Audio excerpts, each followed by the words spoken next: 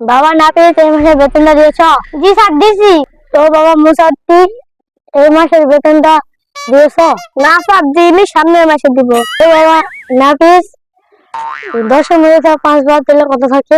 Sir এটা কোনো প্রশ্ন হলো? 10-এর ভিতরে 5 বাদ দিলে 5 থাকে। আচ্ছা তুই 150 আর 75,000 কত হয়? আল্লাহ পাইস না, হাত দে। আচ্ছা নাফিস বলো তো 10-এর মধ্যে 1 বাদ দিলে থাকে কত? স্যার 10-এর ভিতরে 1 বাদ দিলে 9 থাকে। সাবাস বেটা।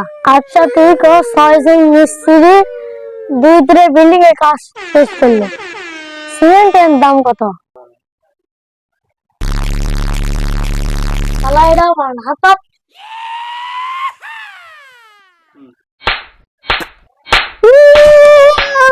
বেতন কত?